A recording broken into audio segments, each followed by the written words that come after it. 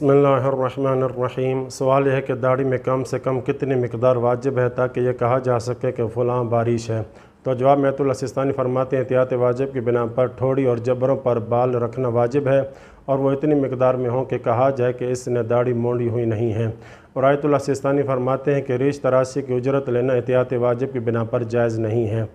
सवाल यह है कि गवर्नमेंट के बाज़ इदारे ऐसे हैं जो अपने मुलाजमीन से ब्लेड से शेव करने का मुतालबा करते हैं, क्या ऐसे इदारे में काम करना जायज़ है?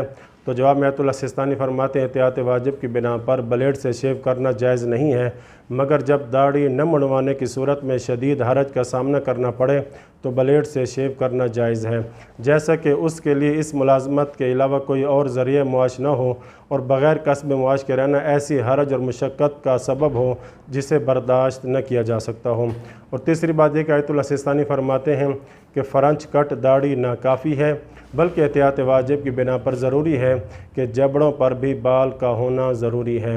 अब सवाल यह है कि किसी शख्स की दाढ़ी मुकम्मल ना आई हो, वक्ती तौर पर इन जगहों से रीश तराशी करना उसके लिए जायज़ है ताकि मुकम्मल तौर पर बाद में दाढ़ी निकल आए। तो जवाब में फरमाते हैं अगर चेहरे के कुछ हिस्सों पर दाढ़ी के बाल उगे हों और उर्फ़ में उसे दाढ़ी कहा जाए तो एहतियात वाजिब की बिना पर इन बालों को मुड़वाना जायज़ नहीं है। आयतुल्लाह सिस्तानी फरमाते हैं कि बग़ैर उज़्र शरई किसी शख्स ने रीश तराशी की हो तो ऐसा शख्स आदिल नहीं है और फ़कत रीश तराशी की सूरत में इसकी ग़ीबत करना जायज़ है। वसल्लल्लाहु अला मुहम्मद व